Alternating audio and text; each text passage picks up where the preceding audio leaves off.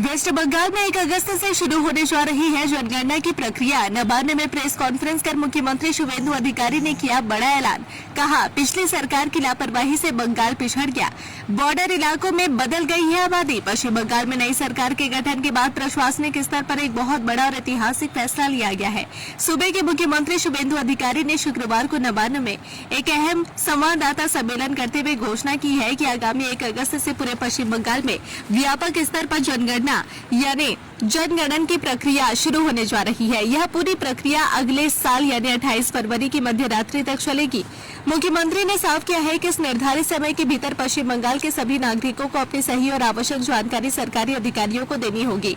इस बार देश भर के साथ साथ बंगाल में भी पहली बार पूरी तरह से डिजिटल पद्धति से जनगणना की जाएगी, जिसमें आम जनता को खुद से जानकारी दर्ज करने की विशेष सुविधा भी मिलेगी। नवान्न में पत्रकारों को संबोधित करते हुए मुख्यमंत्री शुभेंदु अधिकारी ने पिछली सरकार पर तीखा हमला बोला। उन्होंने कहा कि पिछले साल 16 मई को ही केंद्र सरकार की तरफ से जनगणना शुरू करने के लिए पिछली सरकार के पास पत्र आया था, लेकिन दुर्भाग्य की बात है कि उन्होंने इसका कोई जवाब नहीं दिया। यह एक अनिवार्य प्रशासनिक प्रक्रिया है जिसका राजनीति से कोई लेना देना नहीं है। इसलिए इसी महीने की 9 तारीख को मुख्यमंत्री पद की शपथ लेने के बाद जब मैंने 11 तारीख को पहली कैबिनेट बैठक की, तभी हमने यह ऐतिहासिक और प्रशासनिक फैसला ले लिया था। उस समय के मुख्य सचिव भी इस जरूरी काम के लिए राजनीतिक निर्देशों का इंतजार कर रहे थे। मुख्यमंत्री ने इस जनगणना को पश्चिम बंगाल के लिए बेहद संवेदनशील और महत्वपूर्ण बताया है।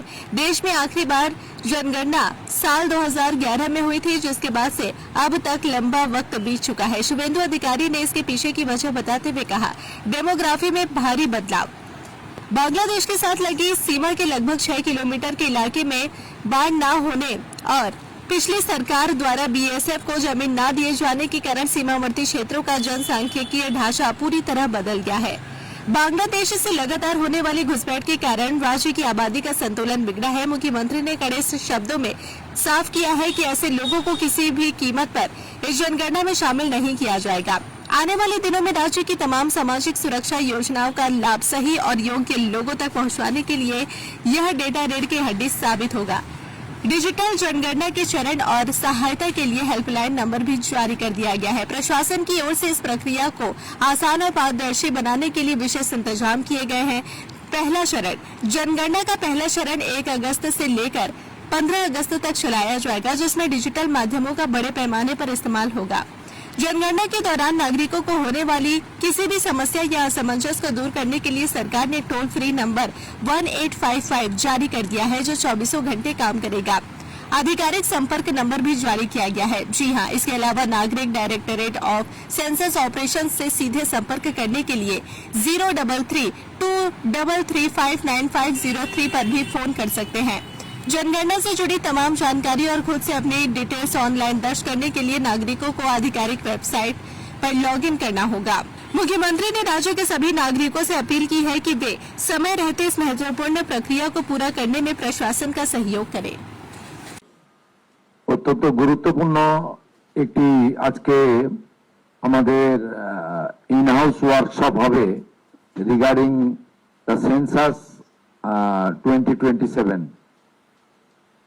আপনারা প্রথমেই জেনে রাখা দরকার একটু ব্যাক হিস্ট্রি, যে ভারত সরকারের পক্ষ থেকে 16/5/2025 বিগত সরকারের কাছে এই সেন্সাস চালু করার জন্য প্রয়োজনীয় চিঠি এসেছিল। আমি ইস্যুটাকে পলিটিসাইজ করব না। It's a great unfortunate that the then state government did not responded. Bharat সরকারের এই চিঠিকে কোনো রেসপন্স করেননি এবং এটা একটি কনস্টিটিউশনাল অব্লিগেশন এবং ম্যান্ডেটারি সেন্সাস। এর সঙ্গে পলিটিক্সের কোনো সম্পর্ক নেই, এর সঙ্গে কোনো কাস্ট ক্রিড কিছুর সম্পর্ক নেই। কিন্তু এটা আমরা যখন চার্জ নিলাম, আমাদের হিউজ পপুলার ম্যান্ডেটে আমরা এখানে ক্ষমতায় এসেছি। On 9th in presence of our honorable prime minister I took the oath এবং 11 তারিখে 11th of May আমি ফার্স্ট ক্যাবিনেট মিটিং করি আমাদের স্টেট সেক্রেটারিয়েটে in presence of the chief secretary and my 5 cabinet colleagues, সেখানে আমরা অনেকগুলি হিস্টোরিক ডিসিশন নিয়েছি। তার মধ্যে এটা যদিও ক্যাবিনেটে ছিল না, এটাই অ্যাডমিনিস্ট্রেটিভ ডিসিশন, এখানে চিফ সেক্রেটারি নিজেই ডিসিশন নিতে পারতেন। এক্ষেত্রেও অত্যন্ত খারাপ একটা ইনসিডেন্ট তৈরি হলো অন রেকর্ড, যে দিদেন টাইম চিফ সেক্রেটারি তিনি কিন্তু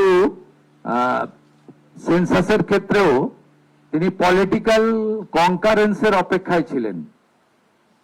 যাই হোক, আমরা প্রথম দিন এটাকে অর্ডার আকারে honourable chief secretary government of West Bengal তিনি এটাকে অর্ডার আকারে বের করেন এবং আমরা এই সেন্সাসের কাজটা শুরু করি। আপনাদেরকে আমাদের সেন্সাস ডাইরেক্টর আমাদের ডক্টর রশ্মি কমল তিনি বিস্তারিতভাবে বলেছেন জনস্বার্থে। আমি আপনাদের মাধ্যমে সবাইকে অনুরোধ করব যে এই যে প্রক্রিয়া চলবে আমাদের 1 আগস্ট থেকে ফেব্রুয়ারির এন্ডের মিডনাইট অবধি, এই পুরো প্রক্রিয়াতে সবাই মিলে এটাতে অংশগ্রহণ করবেন, কোঅপারেশন করবেন।